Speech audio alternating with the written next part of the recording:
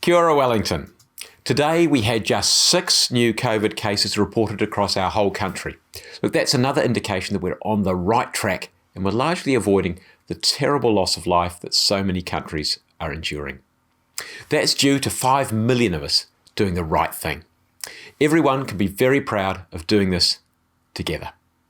It also supports the decision to move to Alert Level 3 next week. Much will stay the same when we leave Alert Level 4 on Monday at 11:59 p.m. But one of the big changes will be that the construction industry will be able to get back to work, working under a special construction accord to ensure COVID safety. That is hugely exciting for Wellington. Crews can get stuck back into a number of key construction projects for the city, especially our Conference and Exhibition Centre, the St James Theatre, and our Town Hall. These are projects that will transform the capital, revitalise some of our urban spaces and stimulate a multitude of businesses in those areas. When we went into lockdown, work had been in full flow on the Convention and Exhibition Centre. Construction crews had laid all of the 220 piles, as well as completing around 60% of the base concrete layer. With those crews back on site from next week, it won't be long before we see the structure emerging above the ground. It's important to remember that the cost of the Convention and Exhibition Centre is 67% funded by the commercial sector. It will support some 864 construction jobs and about 370 jobs when operational. We've already spent about $60 million on land, design, foundations and materials like base isolators and structural steel. Across town, key strengthening work on the Town Hall will continue once contractors can return to site, as will work to strengthen and refurbish the St James Theatre. Prior to lockdown, work on both projects had been progressing well, with base isolators on site at the Town Hall and the installation of new foundations well underway at the St James. From Tuesday, we'll start seeing work return to these 3 key projects.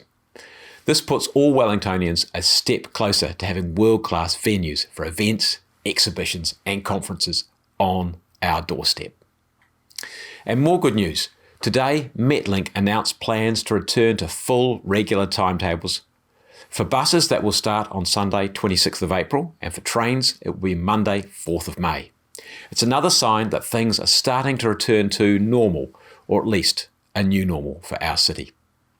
Public transport as an essential service will be expanded under Alert Level 3 as businesses, early learning centres and schools start to reopen.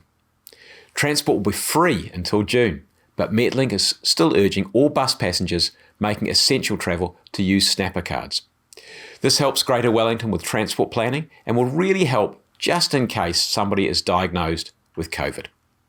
If you don't have a snapper card, you can order one free by calling 0800 555 345 between 8 a.m. and 6 p.m. Monday to Friday. The cards will then be delivered to your home address. And don't worry, if you don't have a card, you'll still be able to board the bus and travel until your card is delivered. Entry will still be by the back door for buses and seats will be marked out to ensure physical distancing. Finally, I've asked for a formal debrief on issues relating to last week's emergency, where huge waves from Cook Strait caused havoc in Awhira Bay. Earlier this week, I took part in a video conference organised by local residents as a response to those events. Among the participants were local residents, ward councillors, Greater Wellington Chair Darren Ponter and representatives from police, NIWA and the City Council. Issues covered included how information about potentially dangerous sea conditions is provided to the public, the emergency response itself, and the future resilience of the seaside properties in Awhira Bay and other coastal communities in the region. Senior council staff have already started discussions with NIWA and Met Surface to see what they can offer in terms of future early warnings, which is really positive. And we're discussing this with the Wellington Regional Emergency Management Office. I've also been in touch with the Insurance Council. Wellington, it's been a long journey since we entered lockdown on March 25, but we're another day closer to those restrictions easing. Keep up the good work and I'll be back with another update soon. Kia kaha.